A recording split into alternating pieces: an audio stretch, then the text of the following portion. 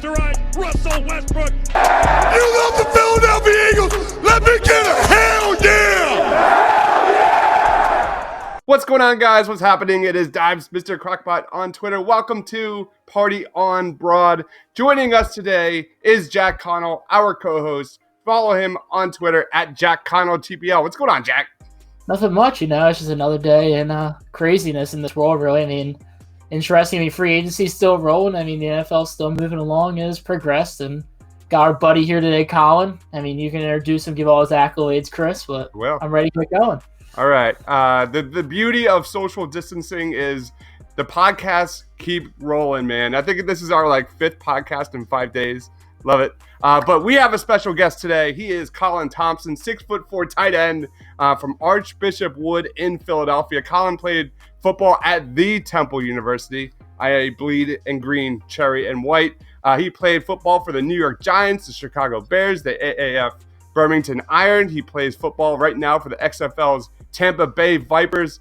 Colin is also host of the Not For Long podcast, which dives into the lives of athletes, media members, coaches, personalities surrounding college and professional sports. Check that pod out on Twitter at NotForLongPod. And also be sure to follow Colin on Twitter at Colin Thompson to you. What is going on, Colin? Wow. That's a lot of energy just for a, I love it. I love the energy for coronavirus. He's got his Gatorade juice. It's all Tito, by the way. I like it. As I say, that's a splash of Gatorade Powerade there, which is good. It's good to see. But no, it's been some craziness. Excuse me. I have done 5 probably podcasts in 5 days too. I feel like all I've done is talk and sleep and work out and try to get it ready for the NFL, and just finished with the XFL here not too long ago. About a week, last two Fridays ago, the league folded, or canceled, I should say, and declared that this season will be over and we will be back next year. Who knows what the league will look like next year, but it will be back, and it was a success this year. And not measured by this, but PJ Walker, proud Temple alum, Temple Al, like yourself there, Mr. Crockpot, and he signed with the Carolina Panthers today, and Matt Rhule, who is a huge Temple guy as well. So I'm excited. Great day to be an Al, even though every day is. And I'm excited to join your pod. There's my long-winded intro. Thanks for joining, man. We're honored. So today, on tap for today, we're just going to talk about life in the XFL. We're going to talk a little bit about Temple football. Go ahead, Jack. So, you're just kind of talking about your Not For Long podcast you got going on. You had some really great guests. You kind of mentioned PJ Walker, some other XFL buddies that you've got. I know you've been a really big podcast guy. You got your sports business podcast that you also do. You do some stuff with 97.3. How excited were you to get back into podcasting and everything again? Well, I'm never stops, to be honest with you. And I compare it to different burners. If you're looking at, you go in your kitchen, there's 6 burners available.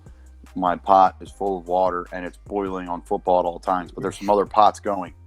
I do a little marketing for my mom's company and LSL Brands, and I do a lot of contributing to 97.3 ESPN South Jersey, which I love the guys there, and it's been great being a part of. And then I do my own podcast, and the Not For Long one specifically started when I got cut from the Giants. And I was like, wow, the NFL really does start for Not For Long. So that's how that started.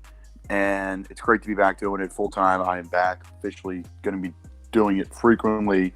Something I'm not going to be putting off like I've done before. It's just hard to play football and do everything else you got in life and have a podcast. But that's my shtick, and I'm sticking to it. And I'm going to continue to grow this podcast because it has been a challenge to do while playing. So this coronavirus, in that sense, has helped give us some time to talk and talk to people, and people have time in their schedules now to come on, and they want to come on. So trying to pocket as many of these interviews as most as possible. I went to the XFL thinking this is going to be the third 3.0 version of the Not For Long podcast. I'm going to be having all these guests on from the team, and I didn't get any. Until week 5, I'm like, you know what, I got to do this. I'll have my director of football operations on, assistant director Ron Selesky, have him go on arena football for 25 years. Ron's got a great story. Played in the NFL, the lockout season, I think back in the 70s or 80s there. He's got just a really interesting story. And then played Division III and went to the NFL. And then I had Ron on, and then I had wow, this is horrible on my end. I'm trying to think who my second person was. But I had a second XFL interview. Well, I had 2 interviews to show, and I'm like, you know what? That's fine. I'm going to get a bunch in the latter half of the season. Literally 24 hours after I said that, the league folded. So I didn't do what I said I was going to do. But, yeah, I've made a promise to myself, and I'm sticking to it of keeping this puppy alive and trying to do it as much as I can. So I love it, and it's been fun. Yeah, I mean, you kind of mentioned we kind of benefit also over here. I mean, the one kind of positives come out of it is it's a big network almost. Kind of a lot of people have been able to meet some people they didn't really think they'd be able to meet with and kind of work alongside. I mean, podcast, I mean, we'll get some pretty great guests because a lot of people, like you said, like they want to be on it, but they never really have the time. And now everybody's schedule's just been blown wide open. So we've been able to get some really great guests here, including yourself. So, I mean, that's been awesome to have. On kind of the flip side of not being able to do anything, traveling all over the place. You were kind of a Philly guy your whole life because Chris mentioned you went to Wood, you went to Temple, and even you were kind of local when you even went to New York to start off. When you transitioned over to Chicago, what was that like kind of travel distance? Like, I mean, just being so far from home and from everybody. Well, I really started my college career at the University of Florida. I was there for 2 years, 12 and 13. And that was an adjustment in itself because what do you mean I can't do senior week? I can't do I can't come home in the summer. My family just started getting settled in Cape May over the summer. My mom has some retail stores right there on the Washington Street Mall, the main shopping area in Cape May. So my family spends a lot of time on there with work and pleasure. It's a great place to be. Summer all the way through. Really, it's still packed right now, but it's a different type of short town. So they're all in Cape May hanging out through December. And I'm like, oh my God, I've just broke my foot for the second time. My second surgery in 4 months, and I'm in a boot, and I don't have a car. It's a broken right foot, so I can't drive anyways. I can't ride my bike. So it was just socially, it was a very tough time for me because everyone else is going 100 miles an hour, and I can only go as far as my crutches could take me. So, I mean, again, it sounds much worse than it is, and I'm not complaining because I literally wouldn't change anything for the world. But when you see, especially with social media, Snapchat, Instagram, you see all your friends are having fun, and you're like, oh my goodness, this is like, what am I doing? And my dad's like, dude, you're going to be fine. You're not missing anything. Like, it's tough, but you can always come back home. Like, don't worry about it. So I finally got rid of being homesick. I don't know, say like halfway, going back to my spring semester, 2013, my first spring semester, I was like excited to go back. We just went to the Sugar Bowl, and I was jacked up, and that's when I kicked it. But it took me a couple months because, again, I think the injuries didn't help either. I wasn't playing. That was the first year I wasn't playing football for a long time. But the grades were good, and I was moving in the right direction. And then, obviously, I got medically disqualified, a couple injury problems, and I had to come. Temple was my only offer. Thank God they were. I would have went somewhere else and probably really regretted it. But Temple was fantastic. But I think when I went to Chicago, I had my first dose of true pro football because I was in training camp with the Bears. With the Giants, and then I had emergency appendectomy. I got cut. I didn't get to experience the season. When there's only 53 guys on the team, a 10-man practice squad, everyone goes their separate ways. In camp, everyone lives in the same place, and then you disperse out when the season hits. Well, when I got to the Bears, week 8 in the practice squad, I'm the only guy on the team, maybe one of 2 other players that are in an extended stay in the really middle of nowhere, about 15 minutes from the facility and about an hour from Chicago. No car, Uber, and there was a Denny's and an IHOP down the street, and I would go over there and eat like whatever, and I would take food to go from the facility. Again, when you have something in your mind, you see the NFL, what we see the NFL as. You get in it, and you're like, whoa, this is not it. I don't have, my buddies on the street to go to dinner with like I have in college. I can't go, knock on my buddy's door and play cards or play Xbox or have a group of guys to go out with. So that was the challenge, was the social side of it, being away from just college, Temple, or Florida, or home where, football has always been social. It's great on the field. The football stuff's fine. That's why I play. But the social stuff that comes with it is so unique in itself. And when everyone leaves the game, they miss the locker room. And I think that was the biggest adjustment to me is when you come in the NFL player, you're just a rental. And there's no real core locker room. You just kind of come in and out, and it's a swinging door. And that was probably the toughest part of being, I guess, away from home, which is, to me, the locker rooms I've been in throughout my career. Mhm. I mean, as you're talking about, as you've moved throughout your career, you've also been to the AAF and most recently the XFL, which was in its inaugural season this year. What was kind of the XFL experience like? I mean, you probably have a great story for future just being part of the inaugural, well, I guess, re-inaugural season of it. Yeah, 2.0. It was first class. I've used that word every time I've been with talked about them. They treated us in a first class manner. It's really the best way to put it. We had our own facility. We had 2 meals a day fed to us, breakfast and lunch. Excuse me. We had our own hotel room the entire time. I had a roommate, but I had a fresh bed to sleep in every single night. We lived 5 minutes from the facility. We lived 20 minutes out of Tampa. It's 5 minutes, but we lived near Lakeland. I got to see some new places. And our practice facility was a former Red spring training facility in Plant City, Florida. So we had 3 outfields to practice in. There were like 80-yard fields. I mean, that's really all you need to practice. It's way different than a game.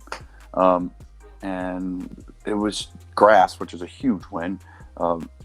Turf fields destroy your body over time. And they sound like cool and they sound fun and they look great. But your knees, about 30 days later, you are in pain. A lot of pain. You don't move as well. Yeah. So it beats you up. I mean, you can play and you can get by, but the grass was great. So, and then training camp, we're all in Houston together, all 8 teams. I mean, we had first class travel, private charter to every game. We stayed at the W Hotel in Seattle. We stayed at a beautiful hotel in Weehawken, right across from New York City. I mean, beautiful, 5-star. Not exaggerating. It was a 5-star hotel. There's no need for them to put us. We could easily have been in a different hotel that was just as fine and had some catered food, and it would have been, we played in MetLife Stadium. We played where the LA Galaxy play. We played where the Seattle Seahawks play in front of 30,000 people. We played at Raymond James Stadium where the Bucks play and USF plays, and I played a lot of games down there when I was at Temple against Quentin Flowers and a couple of my teammates there. So it was first class, and they paid for our travel home when the league folded. They paid us. They're going to pay us all the way out through our contract, I think through May 31st. So that is not normal, and especially not in pro sports, because at least the football world, because nothing's guaranteed in football. And just to elaborate and just give some knowledge, the NFL, those paychecks aren't guaranteed, folks. You got to earn every week. If you only play week 1 and you get cut, you don't, unless you have some sort of guarantee, you don't make the rest of that contract. Mm-hmm. So unless it's guaranteed, so you got to earn week to week. And this league was the same thing, I thought. But they took care of us on the back end. So that was very nice of them. And like I said, first class all the way. The one thing, you probably have heard this one a lot recently, probably your biggest play in the XFL, about 8 minutes left in the fourth quarter, play in DC, tip pass, you just come out of nowhere and get this incredible diving catch for the first down. You kind of just came out of nowhere. Like, what happened with that play? I mean, did you just see that, or? Well, to be honest with you, a lot of it's from Temple, in my days at Temple, and it kind of sounds cheesy and corny, but we learned to chase the football and turn up the field when the ball's thrown. And I kind of got poked fun at a couple times by my teammates in Tampa, like, dude, you're nuts with it. I'm like, I don't know, it's just ingrained in what I do, and it's not because of me, it's because of where I've been. And I didn't have a choice. I had Ed Foley, who's now the assistant special teams coach with the Carolina Panthers. That was what we did, and what he instilled in at least our tight end group, and that was the team motto as well. So it was a play action pass, and you sell run opposite way, then you're going to roll out, right? So you're selling run left, the quarterback rolls right, and I was the late guy. So there's a guy into the flat. He's hot if a blitz comes, and if he's open, he hits him right away. Then there's a guy that runs the over route, which he ended up throwing. Then there's a guy that he could throw back to. There's like 2 yards behind him, and you kind of catch it and knife it for a pretty good game, 10-plus yards, and you're kind of going against the team. The defense has already caught up to the quarterback, and they start playing over the top, and then you kind of pop open. Well, I popped late. The linebacker kind of played onto me, and he threw the over route a little behind him so he could catch it and probably just fall down because he was coverage sight. The safety came in over the top and just popped the ball out, and I just turned around, and the ball was right there. So I was in a good place. I probably drifted on the route a little more off the start than I wanted to. If I had to run it again, I wouldn't have. But yeah, the ball was right there, and I kind of blacked out a little bit, to be honest with you, at the bottom of it. It just kind of shot my hands under it, and all of a sudden I'm pointing for a first down signal, which I never do, and was told not to do from a young age of be confident, but not, over the top, but it was worth it. I don't regret it, and I've never had a crowd go that crazy for a catch. It was in the end zone. The cheap seats in the XFL to the end zones were always crazy fans, and that was one thing about the XFL guys. We had on a Sunday night, we're 0-3 against DC, 7:00 Sunday night. People got to go to work Monday morning. There was 15,000 people at the game, and that doesn't sound like a big number, but that's a big number. For Florida, you have spring training, you have the beach. There's a million different spring training places around us. People have a lot more to do than watch us play. 0-3, and we put a whooping on DC, and we were a really good team. Just underachieved early, and it was too late. But nonetheless, a fun catch. My ESPN, top 10 moment, I guess, which I didn't make, but it was that type of moment, and it was pretty cool for our team to share that. I know the O-line was happy because I don't get too many balls thrown my way. So for me to scoop one off the ground, I'll take it. I got one more question, and I'll turn it over to Chris with some Temple stuff. So we kind of talked about this briefly. Your former quarterback, your buddy, I guess you would say an XFL comrade of yours, PJ Walker, just signed with your former coach in Carolina. Big deal, probably the first XFL guy to make it to the NFL. You had him on your podcast the other day. What do you think that does for the future of XFL to NFL transitions, with him kind of just setting the pace for that going forward? Well, I think it will confirm what we already knew, in that the XFL was and is a success. I don't think the XFL success is going to be based off of how many players go to the NFL. I think the success of the XFL is going to be based off of viewership and fans and excitement and a product that's going to coexist with the NFL, not compete with it. So what's it going to do for it? I think, like I said, it's going to just validate what we thought. And then also, it's a great question. Take it to the next level, because you have a quarterback that was on a practice squad with the Colts for 3 years behind Jacoby Brissett and Andrew Luck. And here's an opportunity for you to make some decent money, play on national TV, and really what it matters is your film. You get a chance to play. You're not buried on a practice squad where you don't get any film. Because in the NFL, you play those preseason games not for your team. You play it for the other 31 teams. They watch your film. They grade you. Every player has a grade over their head. And that's when you see like workouts for practice squads. All those are the guys that are just available at the time that have the highest grade. That's what you see. So, yeah, it's huge for the XFL. It's fantastic. And then Temple, as we're going to transition over here to Mr. Crockpot's questions. I love your name, by the way. Keith Kirkwood, Temple guy. He signed with Matt Rhule as a free agent. He's in Neptune, New Jersey, and he played at Temple. We both transferred in the same year. He was at Hawaii. And then he was at Saints for the last couple of years. Scored a touchdown against the Eagles in a playoff game 2 years ago. And he just signed Tahir Whitehead. So he's got 3 Temple players he signed in 3 straight days. So Matt knows what he wants there. He's made a ton of cuts. He's made a ton of additions. And he's a great coach, a great man. And he's going to do really well by Carolina and their fans. Yeah, I think you're definitely going to see PJ's either to be the backup or the number 3. I mean, they're looking to probably release Cam Newton. They just brought in Teddy Bridgewater. I believe Will Allen was just traded to Washington earlier today. So Will Grier is kind of the only other quarterback in Carolina. So definitely really big for PJ getting back in the NFL after being in Indianapolis for a bit. Yeah, no question. It's huge. Chris?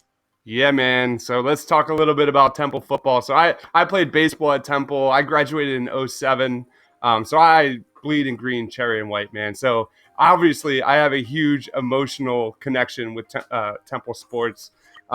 When you think of Temple football, man, you think of Temple tough. And I think a lot of that really stemmed from Matt Rhule. You played with a lot of guys that were the embodiment of Temple tough, like Tyler Metakavis, Kyle Friend, Matt Ioannidis. Like, what were some of your favorite memories of Matt Rhule? Wow, there's a lot. I've gotten to know Matt personally over the last couple of years outside of football. There's so many memories. I'll tell you what. I'll just give you a little insight on Matt. Matt doesn't mess around with food. When it comes to food, we're going to eat well. My senior year at Temple, the first game of the year, we played Army, and we lost. That has nothing to do with this, but we were eating. We always stayed at DoubleTree in Philly downtown. That was a Temple, football hotel, whatever, and right just south of this hall there, and great spot. And I believe they had a conversation like, it's only like $5 more a player to go eat at Fogo de Chao.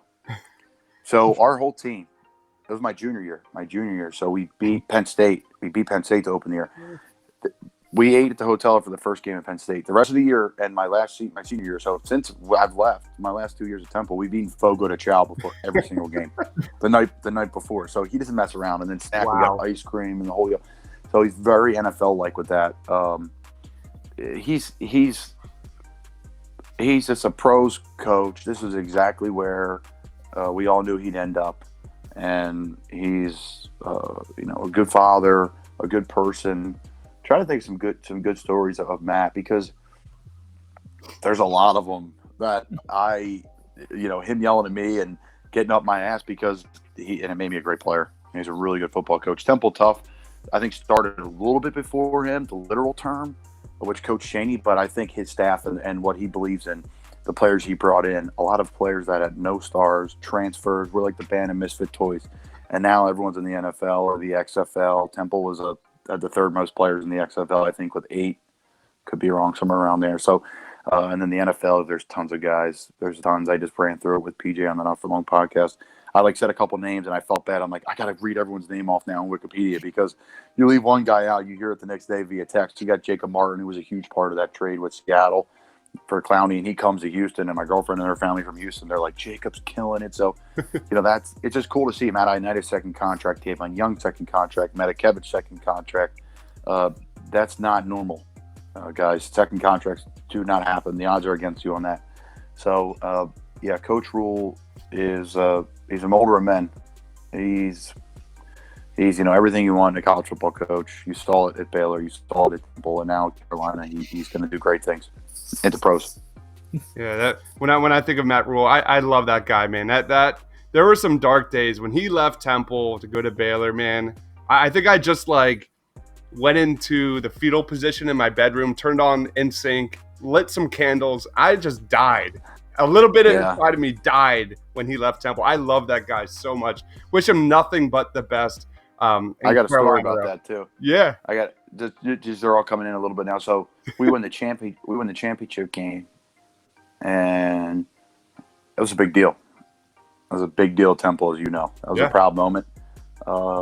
And whatever, lights comes on, and you hearing rumbles, and that Rhule could leave, and this and that and the other thing. So we have a team meeting on Tuesday, and he leaves, and he's up there crying, and I'll never forget this. And he said to us, guys, the team last year, you guys bought a house for my family that we'll be able to call home forever. He's got a place down shore. And he said, the team this year just set my family, my kids up for the rest of their lives and their kids. So I thank you, but I have to go to Baylor. Yeah. Can't turn it down. So I get it. I know you do too. Yep. But he did some great things at Temple, and he was all about us. He was all about the team, the players. He didn't care about scoreboards. He didn't matter. Not that he didn't care wins or losses, because that's how we're judged at the end of the day in football. It was more about don't look at the scoreboard, because it's going to change the way you play. And I'll never forget that, because that's a great lesson in just life in general. So he was great. And that's why he's in the NFL. And that's why you got a 7-year deal or whatever he got, because he's that good. He really is. Let's go a little on the lighter side. And I have to ask this question because my wife, she is a diehard Penn State fan. A good chunk of my friends are diehard Penn State fans. And so I got to ask you, you were in the game that took down Christian Hackenberg 10 freaking times, and you played it was the first win versus Penn State since 1941 at the time. What are some of your favorite memories of that victory, and what was the vibe on that campus? Wow. I want to go back and watch that game, because I've been asked a lot of these questions lately. There was so much that happened after it, because we ended up winning a championship the next year. That was almost okay, we arrived. Everybody knows it now. That's what I get out of that. I think about the College Gameday, the 4-point loss to Notre Dame. When I think of Penn State, that's my next question. I don't want to give them the light of the day. I don't remember. I actually remember everything, play to play, not LeBron but to the point where I could, if you told me what happened here, I would kind of think back and have to I could watch it and tell you what happened. No, I mean, it was bedlam, right? It was loud. We were on the field, and it was not a home game. We had Temple fans strong, but there was a lot of Penn State people there. man. It was what an experience. My family tailgates for every game were just chaos, and that was a cool part about coming home. It brought my family and our friends a lot closer together, and that's something I know they miss. I know I've been fortunate enough to call the Temple football games on the radio the last couple of years, so I've still been involved in the fun and the pageantry because it's really a great tailgate. People don't think about it, but it beats the Eagles game. It beats the traffic. It's cheaper parking. It's still fun. The American Conference has really good football, and they play some fun at home. I think they play Rutgers at home this year, so they have some bigger teams. They start the year in Miami, which will be cool. But yeah, Penn State, it was chaotic. I mean, that's the only word I could say. It was almost too busy. Because I'm like, this stinks. Like, can we go back to what we was before when everyone didn't like us so we could just get into the place we want to get into after the game or whatever it is. I have no complaints. It was fun. It was great to be around the guys. And it was something I'll never forget. Same here, man. One of my favorite memories because I actually went to my friend's house for that game, and I'm sitting around 10 people that are diehard Penn State fans. Oh, I think it started out 10-0 in the first quarter, and then boom, just brought it home, man. That was one of the. We just ran up. Sorry, I just remember running the ball on them. I remember all the sacks, and you're just like, this is happening. This is happening. Yeah. And we believed it, but it's easy to say you believe it until you execute. And it's something I'll never forget either. The stories are what I remember, though. Yeah. From my family, from you. That's the great stuff that Temple fans deserve because there's not a ton, but they're so loyal like yourself. So I appreciate it. I know my teammates did as well. One of my other favorite memories, and you brought it up, man, was Temple back in 2015. College game day, all Philadelphia. The whole center stage is Philadelphia. Yeah. We haven't had many of those moments, and it was just such a surreal feeling all day long watching ESPN celebrate Temple. What was that like, man? Well, I'll never forget that.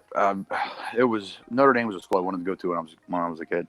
I wanted to play for Charlie Weiss. That's why I ended up actually going to Florida. He was their OC at the time. I wanted to be a tight end there. They told me I was too big. I was like, what? They're like, yeah, you're too big. We want our guys a little lighter so we can mold them, blah, blah, blah. So it's not about them. It's about Temple. I'm not even going to give them the light. I'm not bitter, though. I really am not about them or Penn State. They're both great places. I would have went to both of them. A lot of my friends play for those schools, and it's good stuff. I love both places. I've been to both. But it's about our house. And, that game was fantastic. It was at night. The place was rocking. Sold out, man. With more Temple fans than Notre Dame fans, which was really cool. And that's a tough ticket to get. And I remember Rhule's telling me that he walked the DoubleTree all the way to Independence Hall. That's a hike. That's right on Broad Street all the way to Independence Hall. And he said people were high-fiving them and screaming out of alleyways and screaming out of windows and go Owls and going nuts. And it was huge. I think it was one of the largest college game days ever, or the most people ever, because I think it was Halloween. It was Halloween. So it was just chaotic there. People are dressed. People are there at like 5 in the morning. I'm like, what is everybody? What is it? Like, I didn't even like think about it. I'm like, okay, that's cool. But yeah, we're giving them a bus at Temple at 5 in the morning to get there at 5:30 so we can get a spot. I'm like, God bless you. So, long story short is what an experience. What a game. It was a perfect night for football. I'll never forget it. And of course, Will Fuller, who was running towards Roman Catholic, where he went to school, headed north on Broad, caught a go route. And, we didn't stop Kaiser on that run. And that were the two plays that separated. If not, we would have won that game. We beat them up. We put them tough. The whole game. We have so much respect, guys, Temple, around the league, around college football. When you talk to people, Penn State, the Notre Dame, the other schools in the American, guys that play with Temple players that have no idea where Temple even is. They're like, man, I know X player. I know this player from CFL. I know Avery Williams. Or I know Avery Ellis with Ottawa. I know, you play with PJ in Indianapolis. PJ's the man. Or, you play with Praise, who was in Seattle. Praise is a stud. I'm like, yeah, I went against Praise every day. He's with Jacob Martin. Like, there's so much respect. When I was in the Giants hallways, I was walking with Evan Ingram. I'll never forget this. And Evan and I walked by like a group of scouts. And like, Evan was a first-round pick. Like, they have no business talking to me. I'm the undrafted tight end. And they said, Temple tough, baby. Matt freaking Rhule. And I was like, wow, that's pretty cool. So, yeah, Temple's it's special in my heart. And though that 15 year was really special. We didn't finish the way we wanted to. Lost to Houston and Greg Ward. Everybody knows Greg now because of Philly. But the Eagles. But, 16 we won it and then put a nice bow on that career. Awesome. Jack knows how intense I get with Eagles football games. Like when the Eagles games are on, I'm like out of here. But when the Temple football games are here, I can't watch this in public. My wife would attest to this. I get so emotional with these games. Last question, man. There's been a lot of controversy in Philadelphia about Temple needing its own stadium. Temple just signed an extension. I think it was like 5 years with Lincoln Financial Field. Will Temple ever like advance to being a Power 5 team without its own stadium? Like, what's your stance on that? I don't think it has. I don't think that has anything to do with the stadium. To be honest, I'll answer a couple questions that I think you would ask. Power 5 team, what it takes to be a Power 5 team? All sports have to be strong. 1, 2, you have to. Not all, but most. And we'll have some strong athletic programs for sure. Secondly, you have to win consistently. You can't have down years. You have to win championships. I mean, UCF they can't move, and they're in the perfect spot to move. They're in Florida. They could be in the ACC. You know, I don't think they'd add in the SEC, but there's conferences I'd be glad to have UCF in it. You see a team like Temple that's in Philadelphia, big city, check. Big-time academic institution, check. Even the Big 12 has expanded up to this area. Temple would have to win consistently in football at a high level. I'm talking BCS bowl games every year. That's very, very hard to do. To me, it doesn't even pay to be in a Power 5 anymore. You can reach your goals of these big bowl games, not in a Power 5. I think Temple will have an on-campus stadium, though, at some point. I don't think it's going to be in the next year or two, but I think there's going to be plans to make it happen.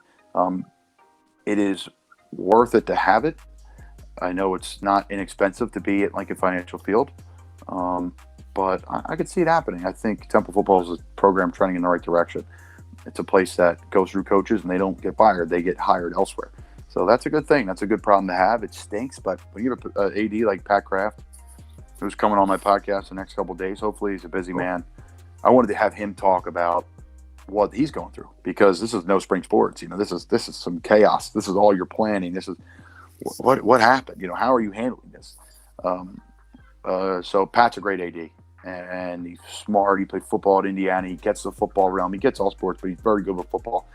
So I think Temple will have a stadium. I really do, but I don't know if it's going to happen the next 1 or 2 years. I think it's going to be more down the line.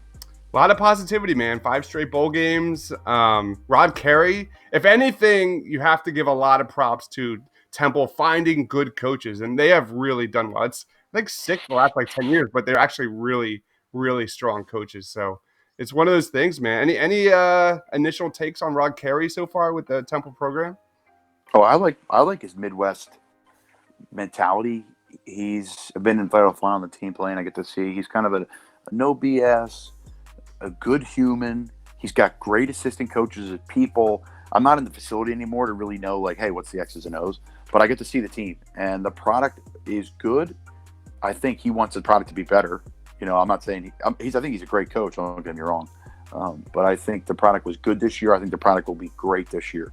I think another year with Anthony Russo for that offense is going to be good. I know Coach Carey's all about the O-line. He's got another good O-line coming back. You're losing Hennessy. You're losing Fair. Yeah, Hennessy's going to be big. And they lost who's the Fair. defensive end they just lost to Miami? That's a big Roche. Oh. But they have guys. It's always been Temple's thing. They have a host of guys. They have depth. And for small schools, most small schools don't have depth in key positions. We've been fortunate the last couple of years watching the games. And like I say, Coach Carey's an O-line guy. He's a meat potatoes guy. He played O-line in college. I love the way the O-line plays. That's what I watch when I watch games. Start around the ball and then move out as the ball's thrown down the field. I highly suggest to start watching games away. You're going to enjoy football more. But Hennessy's out, and Fair's out. But they had guys get hurt last year, so they had to come in and play for them. I think it was Pinto and a couple of their players, and a couple of young guys had to step up because Roche didn't play a ton at the beginning. Levine's out, Mesday out, but you had a lot of. Amaje is a beast. He's a that was a surprise of the year, right? It had to be, and Ray Davis. So and Blue. I mean, there's a lot of surprises. So the team's good. I like Coach Carey's toughness. He believes in Temple tough. I like the way the program's heading, and with Pat Kraft and that staff, they're going to do a great job making sure that team's got all the support in the world. So I'm excited for Temple football this year. Who knows if I'm doing the radio again or not? Hopefully I'm in the NFL and not doing radio. But if not, I'll be with Harry Donahue and Paul Palmer on the call again. And it was you can't find a better booth to work with in college football. I love our broadcast. Love it, man. Any last questions, comments, Jack? I'm good. I mean, thank you again for coming on, Colin. I mean, you've been on a couple of my other podcasts, a couple of my other buddies' podcasts. Appreciate you stopping by again, talking some XFL, NFL, NCAA. Love it. Anytime you guys need anything, you know me, I'd love to come on. So thank you. Awesome. Make sure you check out the Not For Long podcast. That is at Not For Long Pod. And make sure you follow Colin on Twitter at Colin Thompson TU. Dude, thanks, man. Thank you so much for joining, dude. Go Owls, baby. I appreciate you guys. Go Owls, baby. For Colin, for Jack, for myself. Thanks for watching, guys. Stay awesome.